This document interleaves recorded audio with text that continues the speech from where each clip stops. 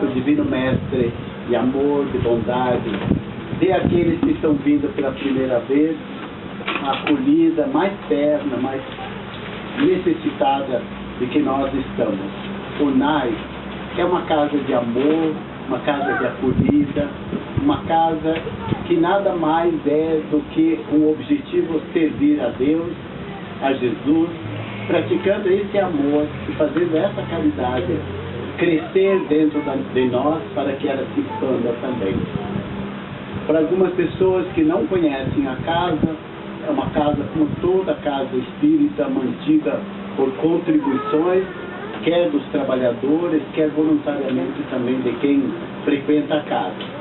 Também nós recebemos doações de todos os tipos, quer de roupas, alimentos, principalmente leite, e esse leite e os alimentos são destinados a duas casas, a um asilo chamado Lar Canaã, que fica na Sagrado Filho, de um asilo de pessoas que são necessitadas, que consomem 300 litros de leite por mês.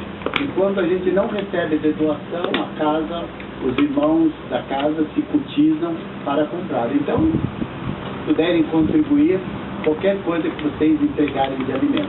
E a segunda casa é uma casa de jovens que passaram pela drogadição, pelos vícios, bebidas, drogas, etc., que fica na estrada indo para Matinhos, em Alessandra. Também a casa tem 2 dias de atividades muito intensas, uma todas as quintas-feiras, às 20 horas, com palestras, passes e tratamento na sala de saúde. Aos sábados, às 14 horas, é a acolhida, e também a palestra e passe sempre às 15 horas, todo sábado às 15 horas. Só que no sábado varia um pouquinho. Um sábado sim, um sábado não, há tratamento de saúde. Como é o caso hoje, há o tratamento da saúde. Sempre interrompe um sábado sim, um sábado não. Nos sábados, também nós temos a partir das 16h30, às 4h30, logo após os passes, um grupo de jovens que fica aqui no fundo, convidando aos jovens que queiram se integrar, vocês que têm filhos, vocês que têm amigos jovens. É um grupo já bem atuante, um grupo que está se formando, mas já com um trabalho muito bonito e que convida a todos. Na quinta-feira, durante a palestra e os passes, tem um trabalho de evangelização das crianças. Muitos pais que têm crianças não sabem o que fazer à noite por causa das crianças. Então, podem vir, que há sempre 2 educadoras que fazem a evangelização, atividades com as crianças também. E aqui no fundo, para quem não conhece, há uma casa aqui nos fundos, onde há uma livraria, biblioteca, onde vocês podem emprestar livros, podem adquirir livros e podem até encomendar o livro que vocês precisarem e gostariam. Há venda também de água para o tratamento, então se não quiserem trazer água de casa, podem adquirir a garrafinha de água para o tratamento. Enfim, todos são bem-vindos, esses são os principais avisos. Queremos dizer àqueles que estão vindo pela primeira vez, alguns eu estou conseguindo convidá-los, estão vindo, né? E assim gradativamente a gente vai se estreitando os laços do amor e da amizade para o nosso crescimento. Então, encontrem, por favor, uma posição bem confortável em seus lugares, dentro do possível. Respirem, pausada, profundamente. Permitam que nesse instante, amados e queridos irmãos, essa paz que nos envolve seja a paz que tanto desejamos, a paz que precisamos, a paz que queremos nutrir na nossa mente e no nosso coração. Nessa paz, nossos olhos de amor, nosso coração cheio de alegria, se eleva até Deus, no hino mais terno de agradecimento por aquilo que Deus nos concede, pelo milagre da vida, por aqui estarmos, quer doentes do corpo, da alma, entreguemos a Deus tudo aquilo que nos aflige, nos angustia, e coloquemos as nossas preces do coração o nome de todos os irmãos nossos, doentes, que tanto gostariam de aqui estar, que precisam das orações, para que também o nosso lar seja envolvido em todas essas bênçãos. E agradecemos ao Divino Mestre Jesus, que nos acolhe mais uma vez. Seja Jesus o calor do nosso coração, alimentando a nossa esperança, dando-nos a força da continuidade na perseverança do bem. Então, agradecemos a espiritualidade maior, os trabalhadores espirituais dessa casa que nos acolhem, para que nessa tarde os trabalhos de tratamento que estão aqui já sendo realizados possam fluir e trazer ao nosso corpo físico a força, à nossa mente o alento, ao nosso espírito a coragem e a perseverança. E perdoemos, amados irmãos, aqueles que conosco caminham, que tantas vezes nos magoaram, nos ofenderam, para que da mesma forma sejamos assim perdoados. E com esse sentimento de amor, de grandeza de alma, vamos cantar a oração que Jesus nos legou, de louvor a Deus, de perdão aos nossos irmãos, também nos amando e nos perdoando, para que assim sejamos prontos para continuarmos a nossa jornada.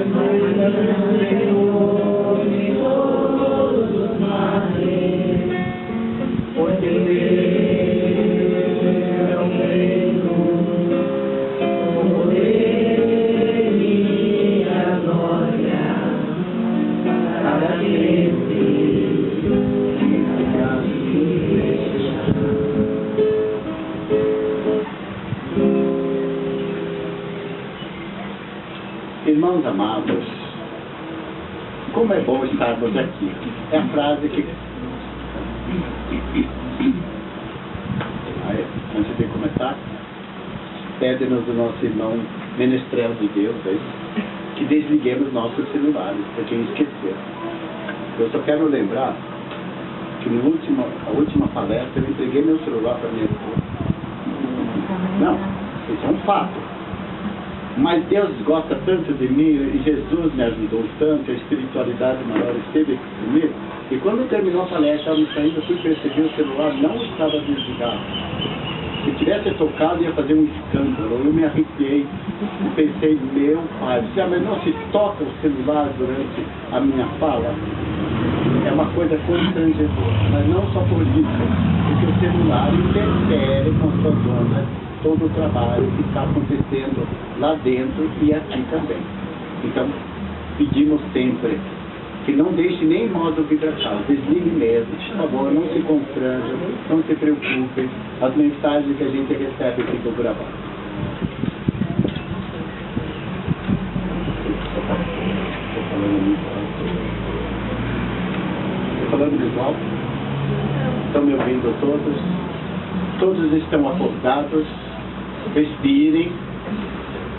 Pode se abanar. Nós vamos passar 50 minutos com muito prazer, com muita alegria, porque o tema é apaixonante e ao mesmo tempo é de arrepiar a alma. Quando eu fui convidado para dar palestra nesse sábado, eu abro um livro que meus mentores me indicam. O primeiro que eu abri, que eu já vinha olhando, chama isso aqui: O Amor como Solução, de Joana Dante. E o primeiro capítulo é tão bonito, depois eu vou dizer, que quando eu comecei a olhar, eu falei, meu Deus, se eu der como tema esse capítulo, esse título, ninguém vai ficar na palestra. Então eu transmutei no decorrer do estudo o tema da palestra chamado As Cegueiras da Alma. E nós somos cegos mesmo da alma. E por que plural? Porque temos a cegueira física, temos a cegueira moral, temos a cegueira espiritual. Mas não são basicamente dessas que a gente vai tratar nessa tarde, mas é algumas cegueiras e basicamente eu vou fundamentar a minha palestra numa cegueira que, meu Deus, é o começo de tudo que é mal e nefasto, chamada arrogância. E na minha pesquisa encontrei uma frase que eu gostaria de chamar a atenção como uma reflexão nessa tarde. Raríssimas vezes na Terra encontramos condutas livres da arrogância, essa velha patologia, doença moral. Raras vezes encontramos nessa Terra alguém que não tenha carregado ou não carregue resquícios dessa doença arraigada dentro de nós, como chamado arrogância. Aí você vê, eu não sou arrogante nenhum. E quando você assim fala, é o primeiro indício que você é arrogante. Mas afinal de contas nós vamos estudar, mas o que é ser arrogante? Tem tanta coisa para dizer que eu gostaria de falar durante 3 dias, sem parar. Que vocês assistiriam durante os 3 dias.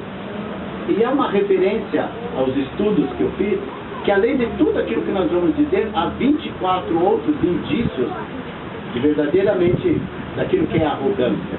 E junto com essas cegueiras da alma, eu pontuei algumas aqui. A segunda como maledicência, chamada veneno. Ô veneno terrível. Maledicência, dizer mal, levar o mal, jogar o mal, falar mal. Ainda bem que ninguém pensa mal de ninguém. A terceira, acusações indébitas. Vivemos pondo o dedo na carinha e na consciência dos outros, mas raramente esquecemos de olhar para nós. Então essas acusações indevidas, indébitas. Coloquei mais, a mesquinhez. É também uma cegueira. Se nós colocarmos naquele complexo de inferioridade, é uma coisa, mas a mesquinhez seria muito mais forte, de nós julgarmos mesquinhos sem valor algum e de agirmos de uma maneira mesquinha, de sermos inúteis para nós, inúteis para os outros. A quinta eu coloquei como covardia. É uma cegueira, não temos coragem. E covardes, quantas vezes já fomos? Covardes porque dizemos, não fui eu. É a primeira coisa. Não, pai, não fui eu. Nunca assumi. Somos covardes. E a última, informações infelizes. Mas esse é o segundo capítulo. Eu vou deixar para uma próxima convite de palestra. Informações infelizes. Aquilo que nos joga o tempo todo. Começando a nossa caminhada, dificilmente aceitamos que alguém nos adjetive, que alguém nos diga que nós somos arrogantes. Por quê? Porque isso toca as fibras da nossa alma. Concordam? Nossa, eu arrogante? Eu presunçoso? Eu o bom? Não, imagine! Eu não. Eu sou muito humilde. Mas vamos fazer uma consideração bem didática, assim, para nós entender. Nessa trilogia que nós poderíamos dizer entre essa comparação entre força, sabedoria e humildade. Lembre-se que eu já falei, alguns já conhecem essa trilogia. Ter força, mas não ter sabedoria, é ser um bruto. É ter força só física.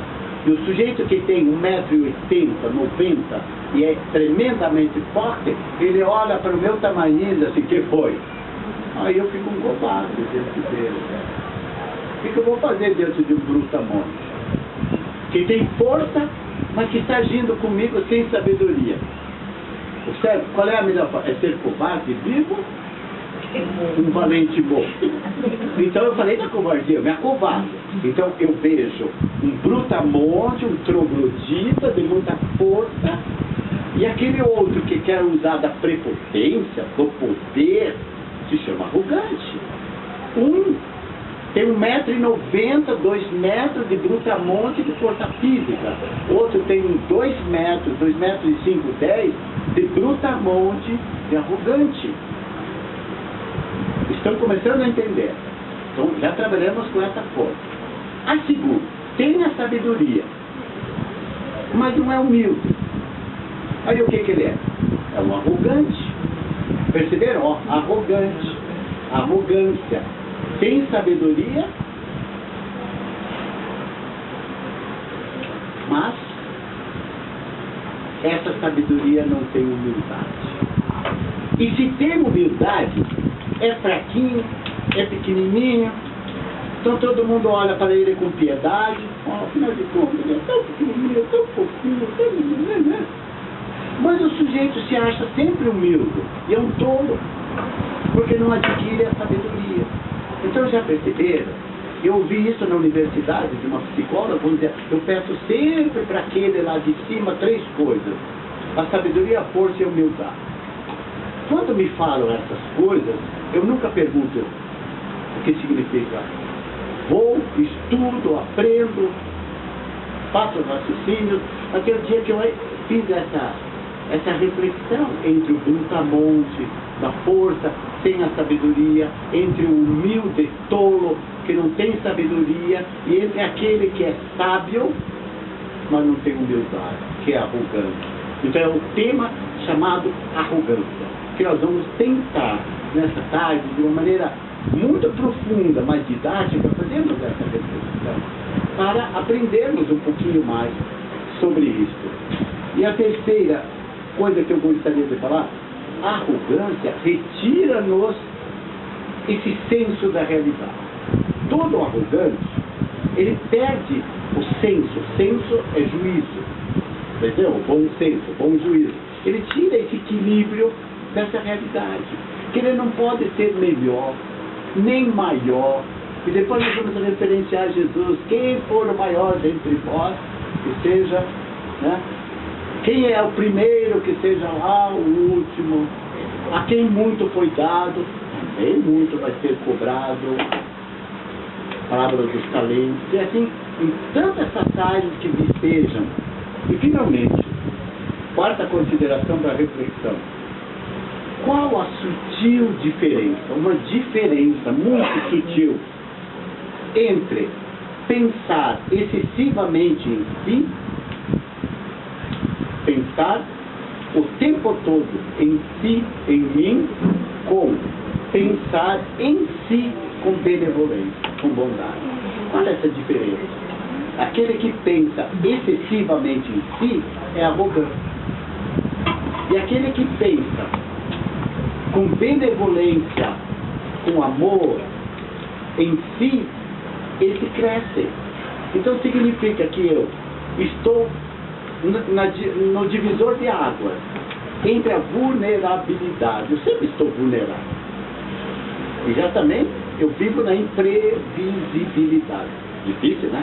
Eu vou explicar. Imprevisível porque nós não sabemos as nossas reações. Se alguém entrar lá, neste momento, que eu nunca vi, me apontar uma arma, ou se não me apontar uma arma, começa a me agredir lá do fundo, qual vai ser minha reação? Qual seria a reação de cada um? Observe que nós somos imprevisíveis. Por isso que o equilíbrio é esse divisor entre o médio da virtude e entre as nossas atitudes. Outra coisa, quando se fala em arrogante, a gente fica pensando assim, mas onde está o arrogante? Está no velho vício chamado egoísmo. Então há duas fontes a serem trabalhadas: o egoísmo e a arrogância. O egoísmo é um sentimento. E essa é uma pergunta. Arrogância é um sentimento ou é uma atitude? O que vocês acham? Seria um sentimento ou seria uma atitude ser arrogante? Eu sei que vocês já responderam acertadamente, que é uma atitude. E por quê? Porque aquilo que nós trazemos dentro de nós, chamado egoísmo, orgulho, vaidade, são sentimentos. Quando nós os alimentamos e os exteriorizamos pelo pensamento falado, pela fala, pelas nossas atitudes, acabamos criando uma conduta que não é condizente com a conduta cristã. Eu até agora não falei conduta espírita. Eu falei primeiro conduta cristã. Porque primeiro nós somos cristãos. É Cristo o nosso mote. A doutrina, essa bela doutrina dos Espíritos, é aquilo que nos fundamenta, nos fortalece, nos dá o conhecimento. Por quê? Porque a doutrina está fundamentada no Evangelho do Cristo, trazendo os ensinamentos do Mestre para o mundo real, para o mundo vivo. E esse sentimento, e essa diferença sutil entre pensar o tempo todo em si, nada mais resulta do que o egoísmo. E quando somos egoístas, tomamos atitudes de voltarmos inteiramente para nós. Agora eu vou caminhar um pouquinho, vou abandonar algumas páginas e vou para um segundo momento que eu encontrei na pesquisa na internet, na Sociedade Espírita Mariano do Nascimento. Uma coisa interessantíssima. E nesse site, desse centro espírita, dessa sociedade espírita, eles fazem uma referência a um livro fantástico chamado Escutando os Sentimentos, de Hermance Dufort. Vocês encontram até isso na internet, como encontram nas livrarias, Escutando os Sentimentos. Seria aconselhável a todos nós buscarmos. E dentro desse livro há referências assim muito claras num capítulo chamado Atitude de Amarmos como Merecemos. E por nos amarmos como merecemos, é que nós vamos considerar esse tema arrogância, que é uma cegueira da nossa alma e que nos impede de vermos o outro, essa alteridade. Observe o tema, como a língua portuguesa é maravilhosa, do latim alter, o outro, uma idade para ver o outro, a maturidade, essa alteridade, ver o outro, é exatamente o contrário daquele que pensa excessivamente em si, que é egoísta, que é orgulhoso. E quando eu começo a sair um pouco de mim e me colocar no lugar do outro, de perceber o outro, eu sou capaz de viver o Evangelho. Não fazer ao outro o que não gostaria que o outro fizesse para mim. Mas o Cristo sabia, sabe? E sempre nos traz isso. Não desejar ao outro mal. Porque se eu estou desejando para o outro, eu estou dizendo, eu estou pensando. Mas isso é sério. Obrigado por vocês estarem acordados. Obrigado por vocês estarem aqui. E nós podemos pensar nisso, meus irmãos.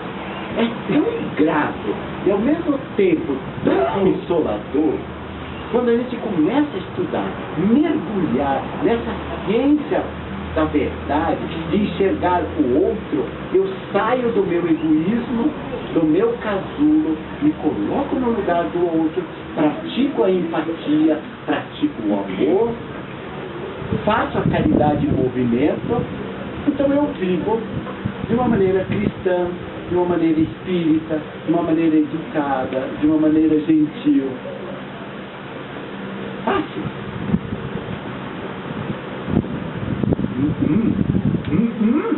Por quê? Por que não é fácil? Porque começa com a chicotada na orelha da gente.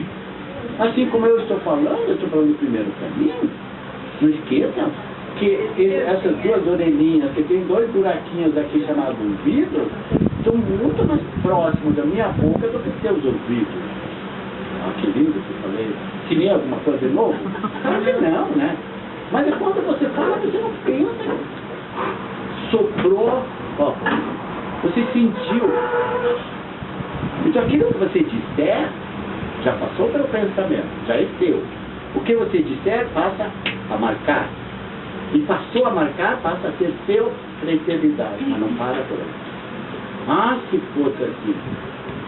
Então eu poderia encerrar a palestra aqui, dizer assim, chama o seu Elias, vem aqui do meu lado, seu Elias, vamos dar um passe, vocês estão abençoados, estão curados, em nome de Deus, vão na paz, porque não há mais mal no mundo, o mundo está salvo.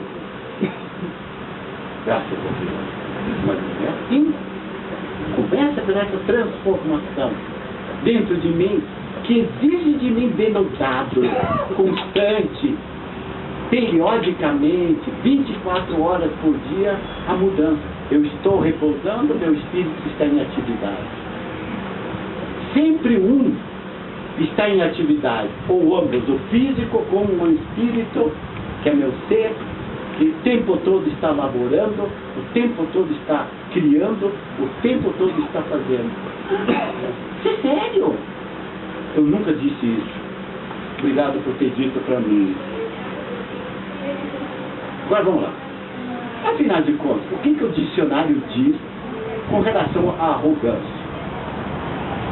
Ele começa dizendo assim, porque a primeira coisa a gente vai ao dicionário. O pai dos inteligentes. Ele diz assim, qualidade ou caráter de quem por suposta superioridade moral, social, intelectual ou de comportamento, aquele que tem uma superioridade moral, social, intelectual ou de comportamento. Bacana? Qualidade ou caráter de quem por suposta. Obrigado, Cris. Suposta, ou seja, ele supõe que tem superioridade moral, intelectual, superioridade social, estou acima de todo mundo. Vocês querem algum exemplo de políticos que são arrogantes? Não. Querem... Por essa parte. Por essa parte. Querem algum exemplo de pessoas da sociedade que são arrogantes? Por essa parte. Querem exemplo dentro das nossas casas de alguém que é arrogante? Por essa parte. É suposta. Por essa suposição de que tem, assume. O dicionário está dizendo, não é espírita. Assume uma atitude prepotente. O que é prepotente? Estou acima de todo. Intocável. Entra na casa, sim. Jesus exemplificou. Vocês já repararam que eu atrelo o intelecto com Jesus? Porque não tem como. O óbolo da viúva. Já ouviram? Aquela senhora, viúva, uma moedinha. Como entravam os fariseus? Soberbos, altivos, prepotentes. Calma, não precisa olhar para mim assim, já vivemos nessa época. Não vivemos, não nessa condição, mas talvez, se estivemos, é hora de reconhecer.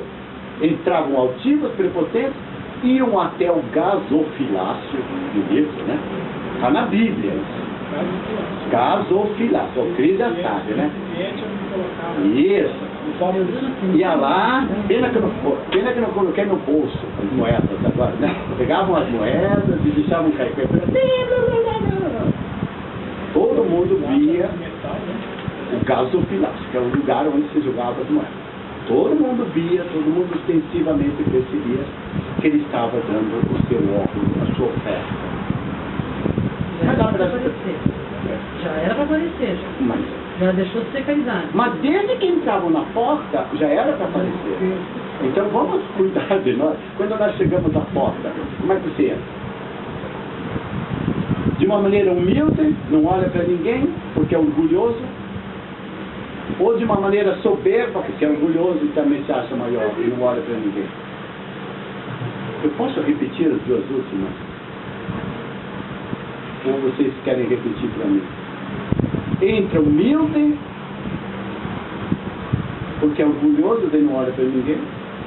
Ou entra prepotente, porque é orgulhoso e também se acha superior. Tudo observaram? Ninguém escapa. Então lá no gasofilácio era o recipiente da ostentação. E a pobre irmã, que tinha a única moeda, que talvez era naquele dia a possibilidade de comprar algo para alimentar-se, foi lá de uma maneira muito humilde, ajoelhou-se, colocou a moedinha sem ostentação, sem barulho. E Jesus pergunta: qual foi a melhor oferta? Você nem respondeu. Aquela carregada da singeleza, de tirar de dentro de si.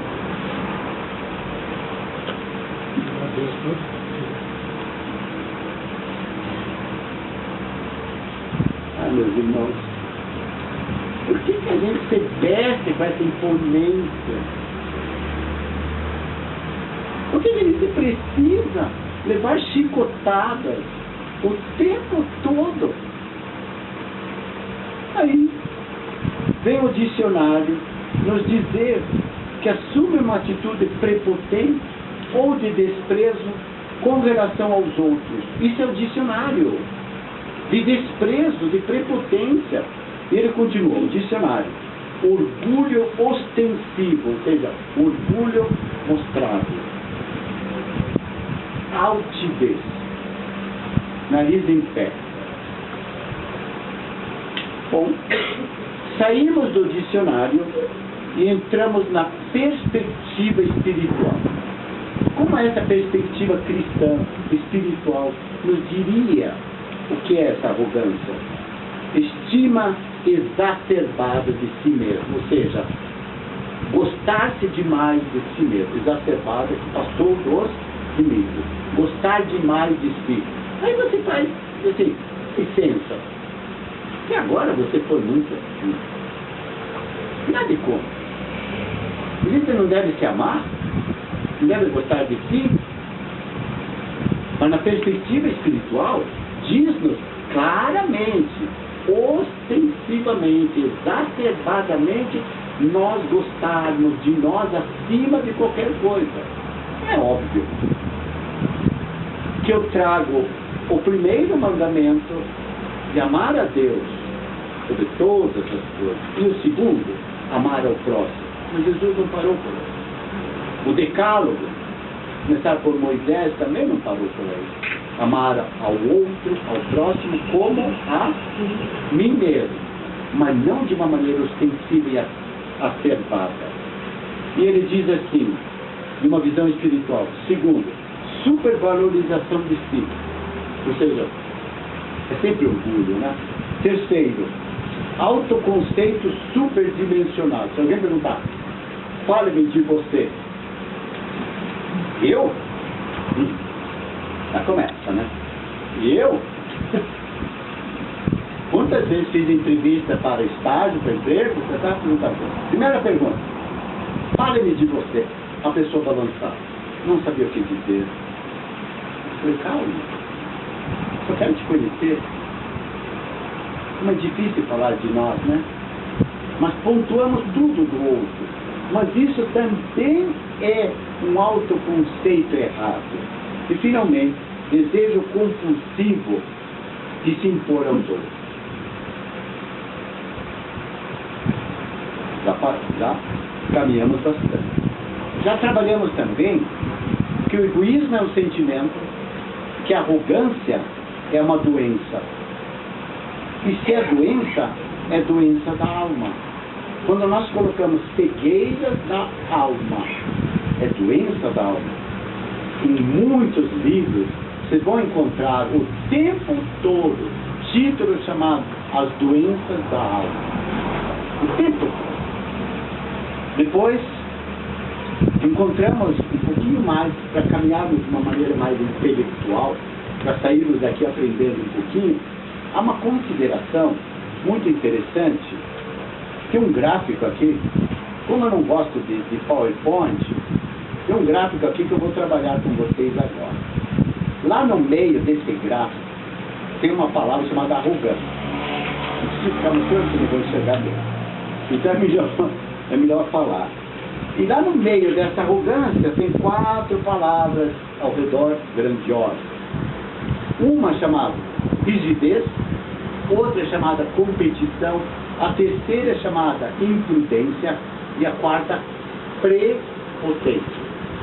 E para coroar tudo isso, tem 4 palavras ainda maiores. Uma chamada vaidade, outra intolerância, outra inveja e outra poder. É exatamente aquilo que nós temos sobejamente dentro de nós o tempo todo a nos chamar a atenção. Desde quando? Desde quando a arrogância aparece? Se nós formos na história, desde que o homem saiu daqueles estados primeiros, dos estágios de mineral, de vegetal e de animal, e passou pela bondade de Deus a ter o senso do raciocínio, começou a pensar, a raciocinar, é que começou dentro dele a imantar-se dessa arrogância. Qualquer atitude. E nós vamos encontrar uma citação de um filósofo grego que viveu mais ou menos 350 anos antes de Cristo, há muito tempo, chamado Epicuro. Ele nos diz assim, de uma maneira muito sábia, almas, isso há 350 anos antes de Cristo, 2.300 tantos anos. Almas sem grandeza tornam-se arrogantes. Com o sucesso, almas sem grandeza tornam-se arrogantes com o sucesso e sentem-se humilhadas com o infortúnio. E é verdade. Basta ver alguém que começa a adquirir um pouquinho de sucesso pessoal, profissional, a arrogância toma conta. Basta ver alguém que se destitui dessa humildade, desse reconhecimento, de não enxergar o outro, para também assumir uma atitude de arrogância. E basta alguém ficar pobre da noite para o dia, para ver que toda essa prepotência, toda essa arrogância, ele também cai no infortúnio, na desgraça. O que é melhor? Nascer num berço de ouro? Conquistar gradativamente? O que você conquista gradativamente? Fundamenta-se. Dá força. Assim como a sabedoria, o conhecimento, que gradativamente você vai adquirindo desde o nascedouro desta reencarnação até o último dia em que é desligado esse fio vital, que você vai gradativamente aprendendo, sofrendo, se amargurando, tendo paciência, tendo consideração, aceitando a si, aceitando o outro, você vai se fortalecer. Aquele outro que de uma maneira soberba recebe tudo pronto. Basta ver uma doença, uma desgraça, uma queda financeira, pronto. Já não acredita mais em Deus, entrega seu desespero e sobrevém o quê? Todas as doenças do corpo, as doenças da mente e as doenças da alma.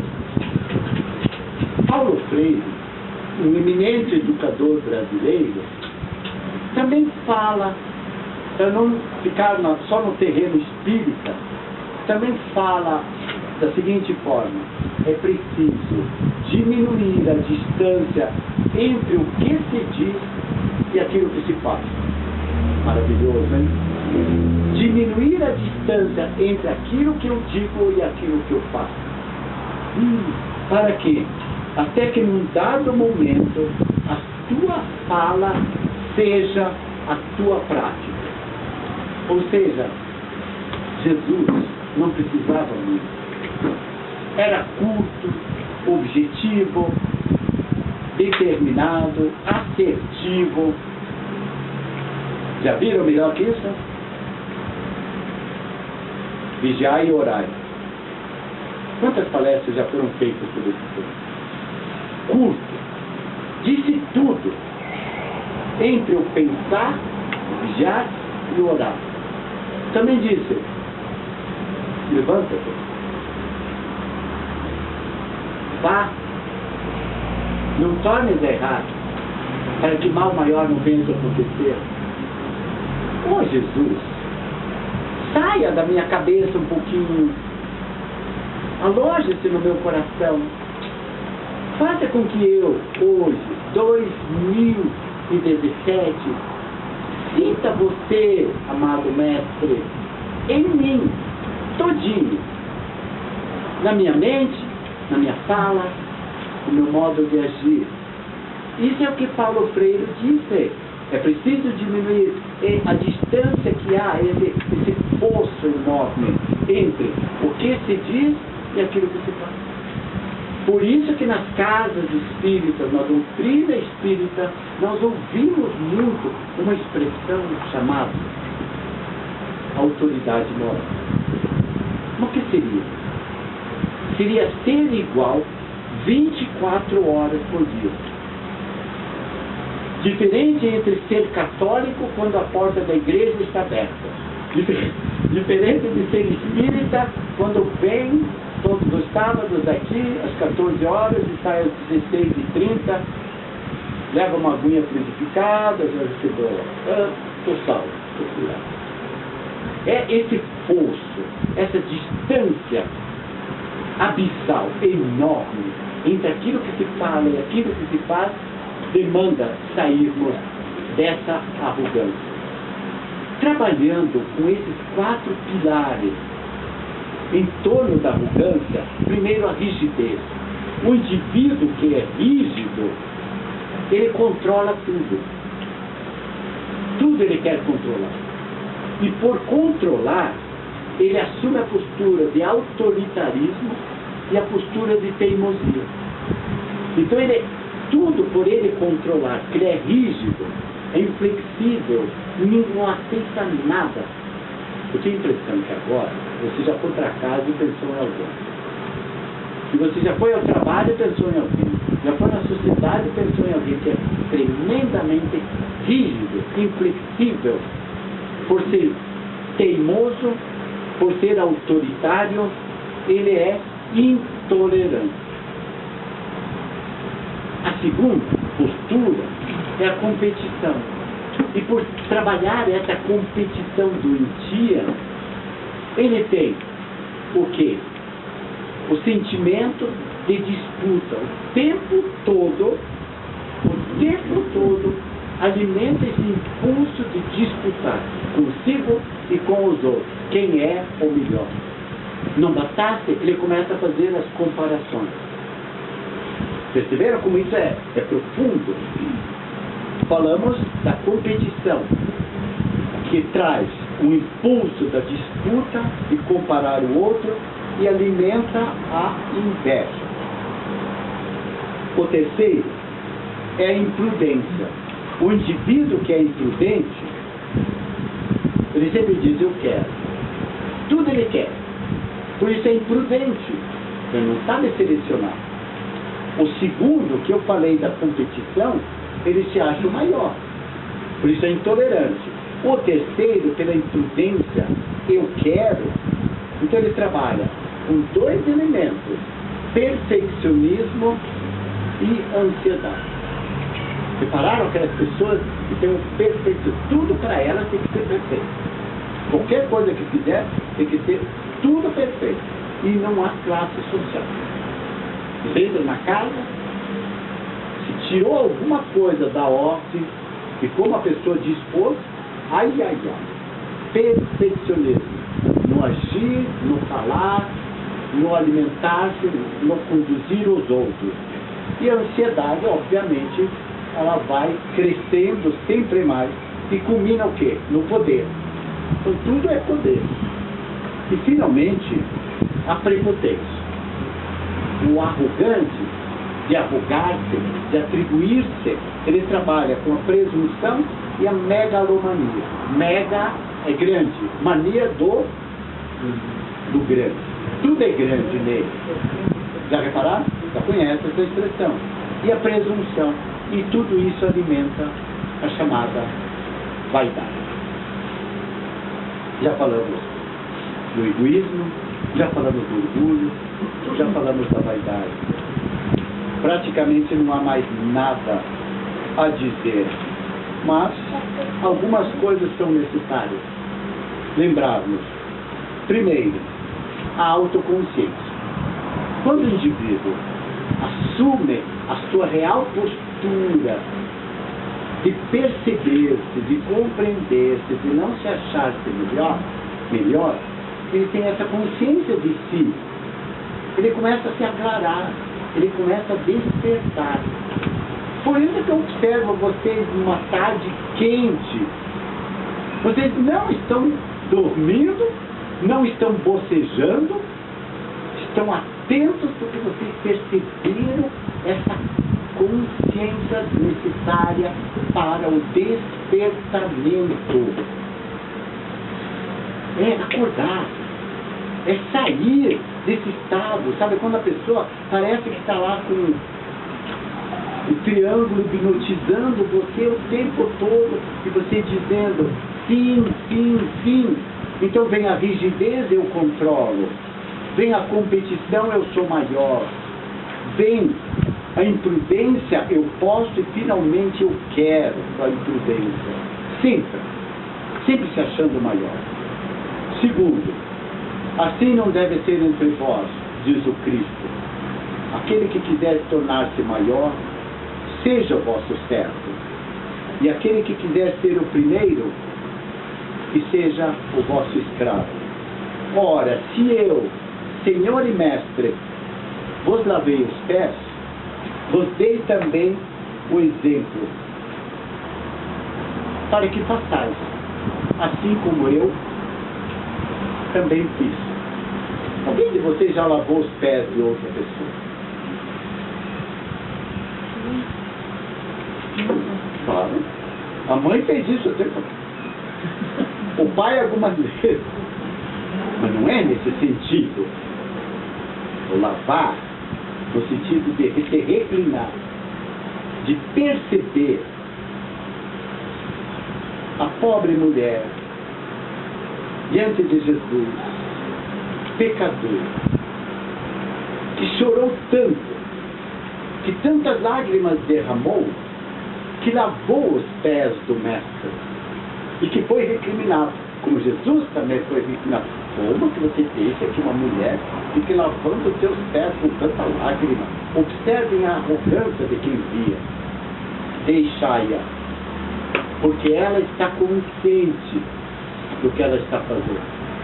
Lavou os pés do Cristo com as lágrimas, enxugou-os com os seus cabelos. E não bastasse, como era cortesã, também detinha dinheiro e tirou o frasco com o melhor perfume e perfumou os pés do Divino Mestre. Isso está no Evangelho, meus amados. Está lá, para a gente compreender.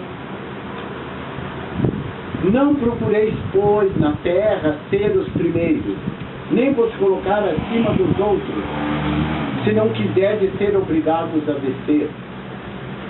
Também lhe disse, quando for convidado, não vá se sentar lá na frente. Aqui. Se já menor se chega o anfitrião e diz assim, dá licença, você pode, por favor, ceder o seu lugar para uma pessoa que está chegando agora? E aí, como não tem mais lugar, você tem que ir lá no fundo. Ai, que jovem, que vergonha, né? Então Jesus foi sempre no mediano termo. Vá devagar. É preferível ser convidado a se ostentar, reconhecer. Os homens, quando se houverem despojado desse orgulho, desse egoísmo e dessa vaidade, compreenderão de que a arrogância, a vaidade, a cegueira da alma, a mesquinhez, a maledicência e tantos outros vícios não servem absolutamente para nada. Mas nada. Vou procurar uma frase que nos chama a atenção. Outros defeitos dessa doença. Gosto por julgar e rotular a conduta alheia. Imponência nas expressões corporais. Observe, seu corpo fala. O corpo diz para as outras pessoas aquilo que nós somos. Nossos olhos, a expressão da nossa boca, quando você começa a ficar lá olhando para as suas unhas, fazendo isso aqui, todo mundo já está te julgando, você está denotando aquilo que você é. Quando você cruza os braços, já demonstrou uma atitude. Quando você coloca os braços atrás, tem outra atitude. Preciso explicar? Braços atrás é sentinela, mas esconde também algo que eu não vejo. Então as suas mãos devem estar limpas. Aliás, quantas vezes vimos as pessoas com as mãos assim? E por quê? Quando você segura as mãos assim, você não bate em ninguém. Você não rouba de ninguém. E você tem uma possibilidade de sentir seus dois hemisférios, direito e esquerdo, se unirem numa prece, num louvor. Então você une as mãos, você não tem como agredir o outro, porque você manteve as suas mãos unidas em prece, em oração. Quando você mantém as mãos unidas, você uniu entre o intelecto e o sentimento as emoções mais fortes da sua alma. E se deu essa grande possibilidade de crescimento, de aprendizado. Meus amados, há uma frase de Joana d'Anjos neste livro e neste capítulo chamado Arrogância, que diz, antes da frase, que a arrogância é a síndrome do tormento interior. Síndrome é o que já cresceu, já se avolumou. É tormento da alma, de insegurança emocional, que se desloca em forma de falsa superioridade. Percebe? É falsa, é suposta, é aparente, procurando ocultar os conflitos do indivíduo que se supõe sempre superior aos demais. E essa insolência é outra palavra, superioridade. Ela culmina dizendo: o algodão do silêncio é um dos melhores recursos para asfixiar a maledicência e fazer calar as acusações indevidas. O algodão do silêncio. Mas, diante de tantas coisas, ditas, repetidas, ponderadas, pensadas, a que conclusão chegar? Aqui Joana d'Anjos nos concita: use o algodão do silêncio.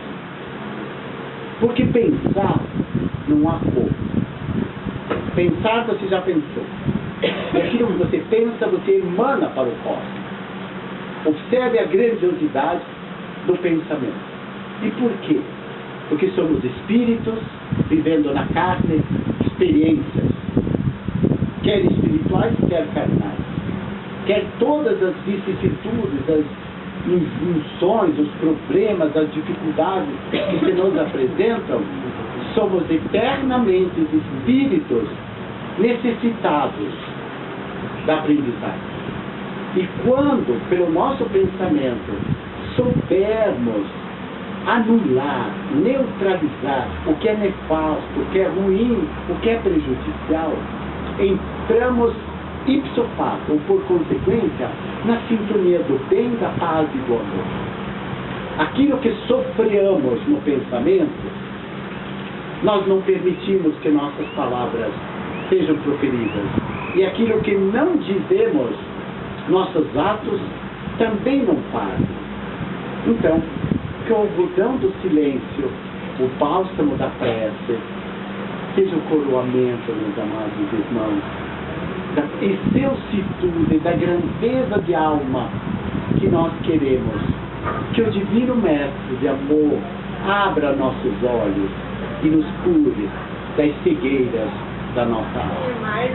Que assim seja.